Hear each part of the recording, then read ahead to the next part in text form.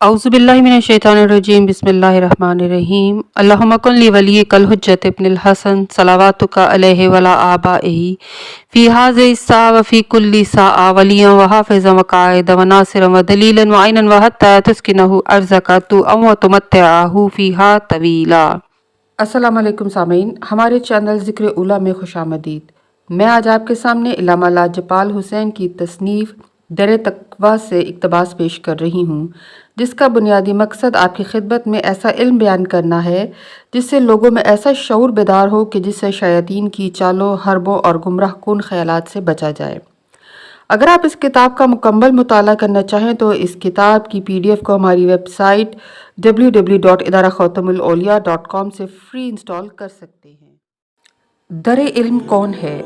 नूर इल्म की मेराज क्या है? अताअत रसूल का असल मकसद क्या है? उरफ़ाए कराम की नज़र में तकवा का क्या मायनी है?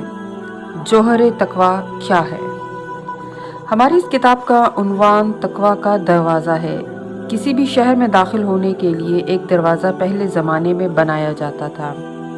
ये एक हकीकत है कि रसूल करीम सल्लल्लाहु अलैहि वसल्लम ने इल्म का दरवाज़ा अमीर कायनात अली अलैहिस्सलाम को करार दिया, जबकि इल्म का ताल्लुक़ नूर से होता है और नूर अल्लाह की ज़ात है। इस नूर इल्म की मेराज को तकवा कहते हैं। इसीलिए मुसलमानों की तारीख़ में मोमिनीन के अमीर ज़ाहिरी एतबार से सबको कहा गया जो भी खिलाफत के तख्त पर बैठा, मगर इमाम अल मुत्तकीन सिर्फ मौला अली अलैहिस्सलाम की ज़ात मुक़द्दस है कि जो तकवा का इमाम और मालिक है। इमाम का मायनी मलकियत और हाकमियत में भी आता है, लिहाजा अताअत रसूल का असल मकसद बंदे को साहिबान ईमान के साथ साथ मुत्तकी बनाना भी है। तो अब मालिक की इजाज़त के बगैर नूर तकवा कैसे अता हो? तो मानना पड़ेगा कि शहर तकवा का मालिक और दर इमाम अल मुत्तकीन अलैहिस्सलाम है।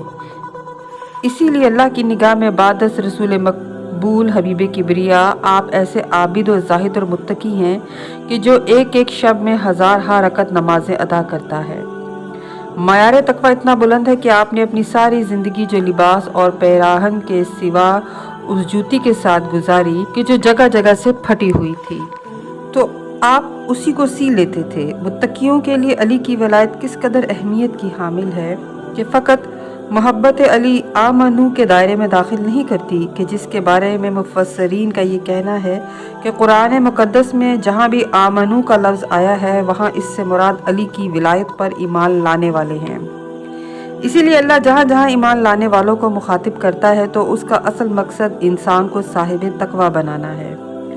तकवा का मफ़हूम फ़कत तज़किया नफ्स का नाम नहीं, बल्कि नफ्स की तहारत के ऐसे मरातब को तलब करना है कि जहाँ पर साहिबान औलिया तकवा के वसफ़ के साथ पसंदीदा शख्सियात में शुमार होते हैं। इसीलिए मफ़हूम तकवा इतना सादा नहीं कि जितना बताया गया है, वरना फ़रुआत दीन पर अमल करने वाले मुत्तकी की सनद लेकर हुसैन को कत्ल क्यों कर रहे थे? तो तकवा का मायनी उर्फ़ाए कराम की नज़र में इरफान नूर हक़ के ज़रिए तक़र्रुब नूर इमाम ज़माना को पाने का नाम है। तो फिर नुसरत इमाम ज़माना में किए जाने वाला जिहाद और बदन पे आने वाला हर ज़ख़म मुंतहाए तकवा का सबब करार पाता है।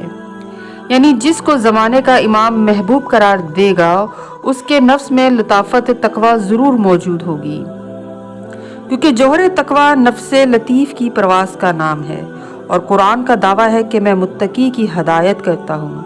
तो अब जो मुत्तकी बनेगा मुसहफ़ नातिक खुद उस तक पहुँचकर नूर हदायत कल्ब में उंडेल देगा। मालूम हुआ कि नफ्स मुतमइन्ना की हदायत मशरूत बा तकवा है। हम अपनी इस किताब को उस इमाम मुत्तकीन की खिदमत में हदिया पेश करते हैं कि जिसके नूर बहर तकवा में जो भी गोता ज़न हुआ वो मुत्तकी होकर साहिब इरफान बन गया और उसने राज़ इब्दियत को पा लिया। हमारी दुआ है कि हमारे आखिरी इमाम इमाम ज़माना वलीउल असर इस कायनात में ज़हूर फरमा कर साहिबाना तकवा के क़ुलूब व नफूस को परवाज़ मलकूतियत अता फरमाए। आमीन।